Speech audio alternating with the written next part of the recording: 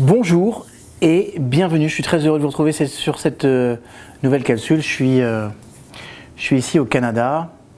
Je suis très content parce que j'ai lancé la première formation officielle avec mon ami Martin Latulippe en association ici à Montréal, de la formation de coach. Donc je suis très heureux et ce soir j'ai terminé il y a quelques dizaines de minutes la journée et je voulais vous faire cette petite capsule parce que vous me manquez.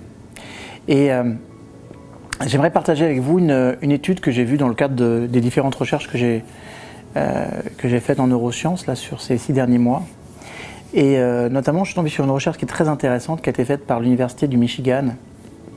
Et cette recherche, elle nous donne un outil permettant de réduire considérablement l'anxiété, l'angoisse, quand on est dans des phases qui sont des phases un petit peu délicates, un petit peu difficiles. Et laissez-moi avant ça vous parler de la notion de petite voix. 98% de vos pensées inconscientes, alors là c'est très important ce que je suis en train de dire parce que je vais faire une petite parenthèse, je vois sur le marché des personnes qui disent que 99% de nos pensées sont les mêmes qu'hier. Rien n'est plus faux. 98% des pensées inconscientes sont les mêmes qu'hier, mais vous avez plein de pensées conscientes, et vous le savez dans la journée, ok ?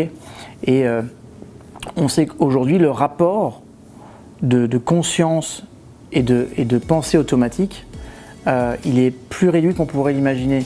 C'est-à-dire que dans le temps, on pensait qu'on avait 92% de nos pensées qui étaient automatisées et qui étaient purement inconscientes, alors que c'est pas vrai. Il y a une grande part de notre conscience qui est présente, et c'est parfois jusqu'à hauteur de 30% dans une journée. Okay, donc il y a deux choses, c'est qu'on va parler des pensées inconscientes automatisées, qui sont les pensées vraiment liées au subconscient. Et ces pensées, en fait, ils vont entraîner toute une fonction du système neurovégétatif. Ça veut dire tout ce qui va être les battements du cœur, tout ce qui va être le système neurolymphatique, tout ça. Ça fait partie du système autonome, et c'est automatisé, d'accord ? Mais quand on parle de nos pensées, ok, nos pensées, il y a les pensées qui sont inconscientes et les pensées conscientes. Donc je mets en dehors de ces logiques de pensée automatisées parce qu'on ne sert à rien de les prendre en compte, parce qu'elles n'ont pas d'impact et on a très peu de contrôle dessus, parce que vous pouvez difficilement avoir un impact sur le système de pensée qui organise et qui structure les battements de votre cœur ou votre système rénal, puisque de toute façon c'est automatisé et ça doit le rester comme ça.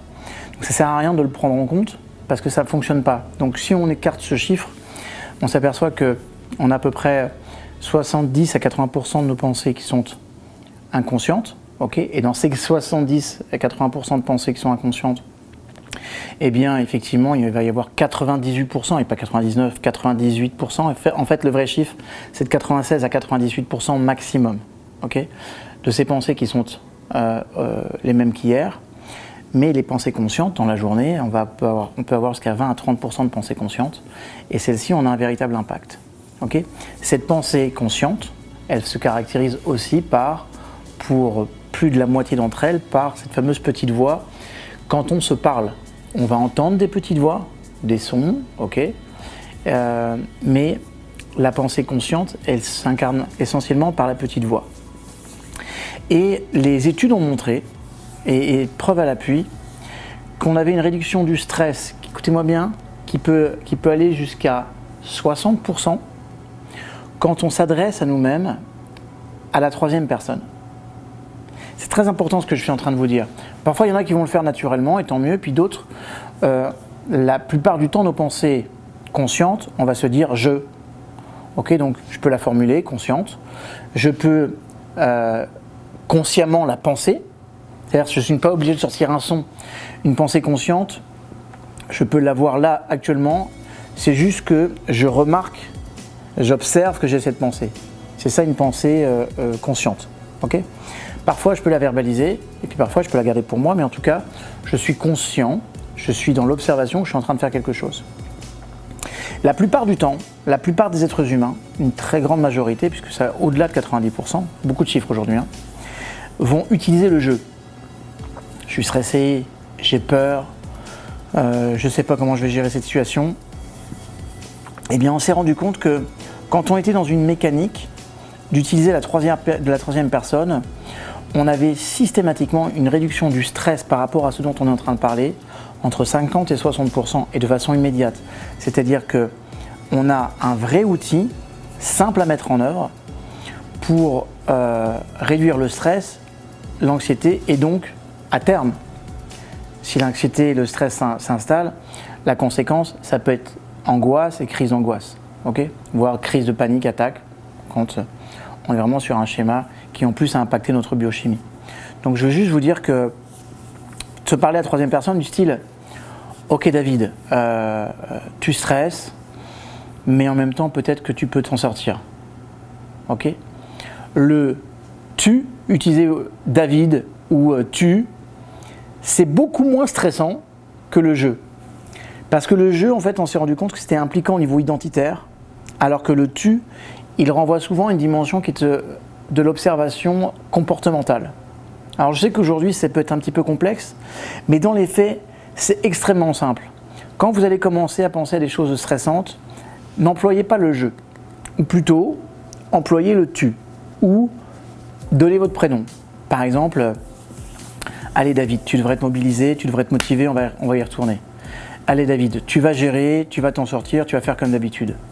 Eh bien ça permet de réduire le stress après jusqu'à 60%. C'est juste un truc énormissime.